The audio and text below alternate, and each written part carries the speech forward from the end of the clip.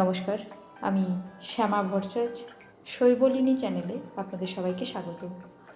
সমাজ সচেতনমূলক বার্তায় আজকের আলোচনার বিষয় বর্তমানে সরকারি বিদ্যালয়, মহাবিদ্যালয় এবং বিশ্ববিদ্যালয়গুলির অবস্থা। বর্তমানে ছাত্র এবং শিক্ষকের সম্পর্ক দেওয়া এবং নেওয়ার মধ্যে। ছাত্র বা ছাত্রীরা চায় কবে সার্টিফিকেট পাবে বা কবে ডিগ্রি পাবে, কবে কোর্স কমপ্লিট করবে, সেই চিন্তায় তারা থাকে। এবং শিক্ষকেরা থাকে কবে স্যালারি পাবে, কবে একটা ট্যুরে যেতে পারবে এবং কবে আরও বড় একটা গাড়ি কিনতে পারবে, বড় ফ্ল্যাটে থাকতে পারবে। এই হচ্ছে বর্তমান শিক্ষা ব্যবস্থার, শিক্ষা প্রতিষ্ঠানগুলোর বর্তমান অবস্থা। তার মধ্যে 10% ছেলেমেয়ে যারা প্রকৃত শিক্ষা গ্রহণ করে এবং 90% ছেলেমেয়েরা এভারেজ স্টুডেন্ট যারা, তারা নামমাত্র যায় কিন্তু প্রকৃত শিক্ষা তারা গ্রহণ করতে পারে না। তারা বিভিন্নভাবে বিভিন্ন দিকে তাদের অ্যাটেনশন রাখে এবং ভবিষ্যতে বা জীবনে সাফল্য কিভাবে আসবে, এই পড়াশোনার মাধ্যমে জীবনে আরও কিভাবে এগিয়ে যাবে, সেসব চিন্তাভাবনা না করে কিভাবে একটা সম্পর্কে জড়িয়ে কবে একটা সুন্দরভাবে সেটেলমেন্ট করবে লাইফে, সেই চিন্তাতেই তারা সবসময় ব্যস্ত থাকে। সুতরাং পড়াশোনাটাকে তারা অ্যাডিশনাল সাবজেক্ট হিসেবেই রেখেছে, মেন প্রায়োরিটি বা মেন সাবজেক্টের মধ্যে তারা রাখেনি। তার ফলে শিক্ষাটাকে বিনিময় প্রথা করে ফেলেছে ছাত্রছাত্রীরা এবং শিক্ষক শিক্ষিকারা উভয়েই। ছাত্রছাত্রীরা স্কুলে যায়, আসে, পড়াশোনা করে, নোট নেয়, লেকচার শোনে, চলে আসে। শিক্ষক যায়, আসে, লেকচার দেয়, নোট দেয়, ফিরে আসে। এবং আরও একটা আশ্চর্যজনক বিষয় বিদ্যালয়গুলি, বিশ্ববিদ্যালয়গুলি এবং মহাবিদ্যালয়গুলিতে যেগুলো ঘটছে, যে একটা শিক্ষক শিক্ষিকার মধ্যে এবং ছাত্রছাত্রীদের মধ্যেও একটা শো অফ করার একটা কম্পিটিশান, যে কে কত ভালো সুন্দরভাবে সেজে স্কুলে নিজেকে প্রেজেন্ট করতে পারবে বা কলেজ ইউনিভার্সিটিগুলোতে নিজেদেরকে প্রেজেন্ট করতে পারবে, কত ভালো গাড়ি নিয়ে যেতে পারবে। ছেলেমেয়েরা ভালো কত দামি গাড়ি বা বাইক নিয়ে যেতে পারবে। গাড়ি মিন্স বাইক। তো ছাত্রছাত্রীরা মনে করে কীভাবে আমরা ভালো বাইক বা স্কুটিতে চড়ে কলেজ বা স্কুলগুলোতে যেতে পারবো এবং কিভাবে একটা ভালো আইফোন কেনা যায়, দামি একটা আইফোন কেনা যায়, ভালো camera set, mobile Android set পাওয়া যায়। এই যে অ্যাডিশনাল বিষয়ের মধ্যে সাবজেক্ট বা এডুকেশানটাকে তারা রেখে পথ চলে জীবনে, তার ফলে আলটিমেট জীবনের কোনো উন্নতি হয় না। হ্যাঁ, প্রথাগত শিক্ষা তারা গ্রহণ করে ঠিকই, কিন্তু বাস্তবিক জীবনে তারা প্রকৃত শিক্ষা পায় না। বাস্তবিক শিক্ষা অর্জন করতে হয় তাদের বাস্তব অভিজ্ঞতা দিয়ে এবং সময়ের সাথে সাথে নিজেকে পরিবর্তনের মধ্যে দিয়ে এবং সমস্যার সম্মুখীন হয়ে তবে তারা বাস্তব শিক্ষাটাকে গ্রহণ করতে পারে। শিক্ষার্থী এবং শিক্ষকের মধ্যে সম্পর্ক যদি গুরু এবং শিষ্যের মতো না হয়,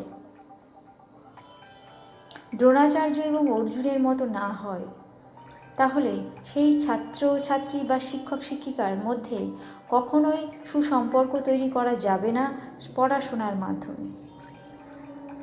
এবং বেশ কিছু শিক্ষক শিক্ষিকা এবং ছাত্রছাত্রীরা এমন এক একটা সম্পর্কে জড়িয়ে পড়ে, তার ফলে তার প্রভাব আরও 10টা, আরও 50টা ছেলে মেয়েদের মধ্যে পড়ে। যেহেতু তারা সম্পর্কে জড়িয়ে পড়ে এবং একটা কম্পিটিশানের মতো থাকে তাদের প্রত্যেকের লাইফে, ছাত্রছাত্রী বা স্টুডেন্টদের লাইফে একটা কম্পিটিশান থাকে, কীভাবে নিজেদেরকে আরও শো অফ করে আরও সকলের অ্যাটেনশান পাওয়া যায়। কিন্তু প্রকৃত শিক্ষার উদ্দেশ্যে যে স্কুল, বিদ্যালয় বা কলেজ বা ইউনিভার্সিটিগুলোতে যাওয়ার প্রধান উদ্দেশ্য, যে উদ্দেশ্যে যাওয়া হয়, সেই উদ্দেশ্যটাকে পিছনে ফেলে তারা কিন্তু অন্য কাজে ব্যস্ত হয়ে পড়ে। কেউ কোনো ঝামেলায় জড়িয়ে পড়ে, কেউ পলিটিক্যাল ঝামেলায় জড়িয়ে পড়ে, কেউ ব্যক্তিগত ঝামেলায় জড়িয়ে পড়ে, আবার কেউ অন্য আরও অনেক ধরনের ঝামেলায় জড়িয়ে পড়ে।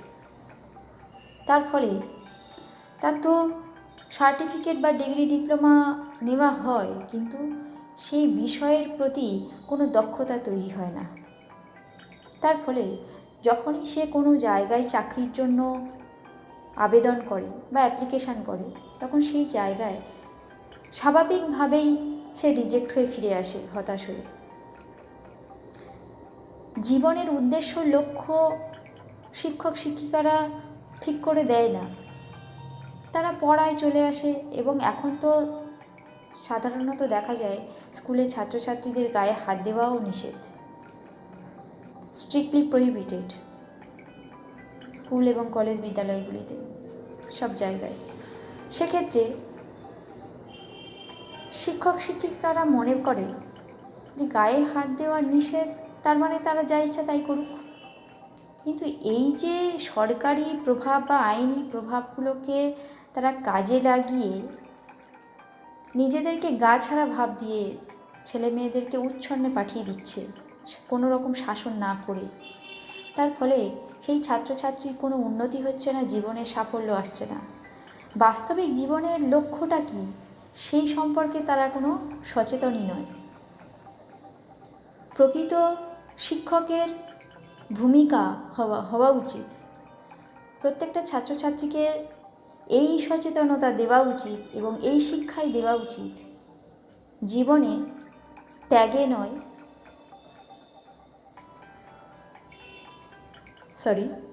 জীবনে ভোগে নয়, ত্যাগে আনন্দ লাভ করা যায় এবং ভালোও থাকা যায়।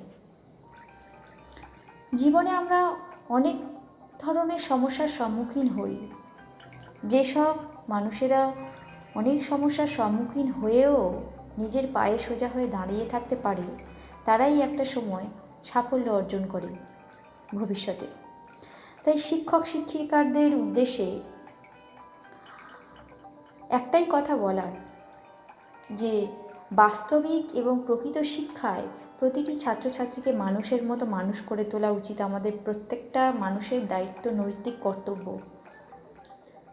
তার ফলে হয়তো মারধর করা উচিত নয় এখনকার দিনে, কিন্তু একটা নমিনাল একটা প্রয়োজন শাস্তির, যেটা না করলে বা না দিলে সেই ছাত্রছাত্রী একেবারে উচ্ছন্নে চলে যাবে, কোনোভাবেই মূল স্রোতে তাদেরকে ফিরিয়ে আনা যাবে না।